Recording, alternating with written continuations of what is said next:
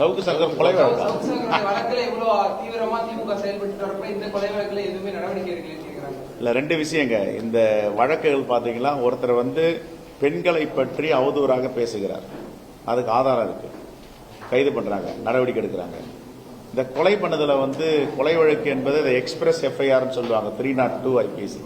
இந்த 302ல ஒரு வழக்கை புலன் விசாரணை செய்து உண்மையான குற்றவாளியை நீதியின் முன் நிறுத்தணும். அப்ப சட்டத்தை நிறுத்தும் போது யாரையாவது ஒருத்தர் பிக்ஸ் பண்ண முடியாது. அந்த விசாரணை ஏற்கனவே 7 படை, இப்போது 10 படைக்கு மேல அமைச்சிருக்கிறாங்க. ஏறக்குறைய துப்பு துளங்கி இருக்கிறதுன்னு சொல்றாங்க. அந்த செய்தி முழுமையா வரட்டும். நாங்களும் அதுல ஏன் அவசரம் காட்டலாம், ஒரு வாரம் தான் ஆயிருக்கு. நாம போய் புலன் விசாரணை போய் தலையிட வேண்டாம்.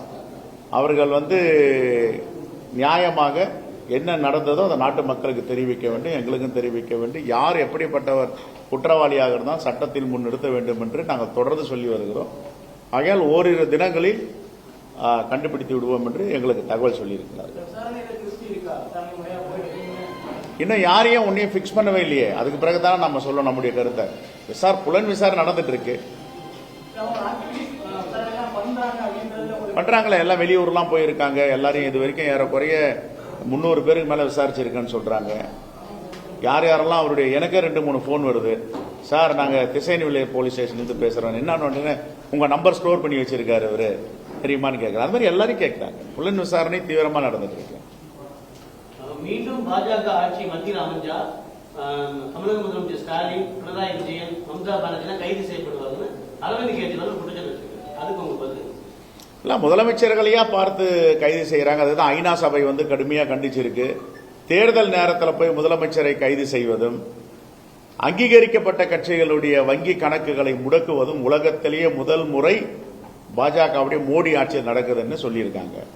இதெல்லாம் உலக நாடுகள் ஐநா சபையை கண்டிக்கிற அளவிற்கு ரொம்ப மோசமான அரசியல் தான் மோடி செய்து கொண்டிருக்கிறார். ஆகவே ஒரு புரட்சி வர வேண்டும் என்று அவர் விரும்புகிறாரா என்று தெரியவில்லை. அதற்கெல்லாம் வாய்ப்பே இல்லை. 400 தொகுதிக்கு மேல இந்தியா கூட்டணி வெற்றி பெறும் செய்திகள் வந்துட்டு இருக்கு.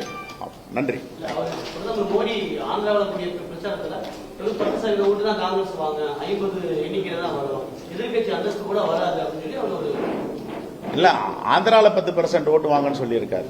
ஏன்னா ஆந்திரால ஏற்கனவே நாங்க 1% வாக்குகள் தான் இருக்கு, அங்க 10% வாக்குன்னு சொல்லியிருக்காரு.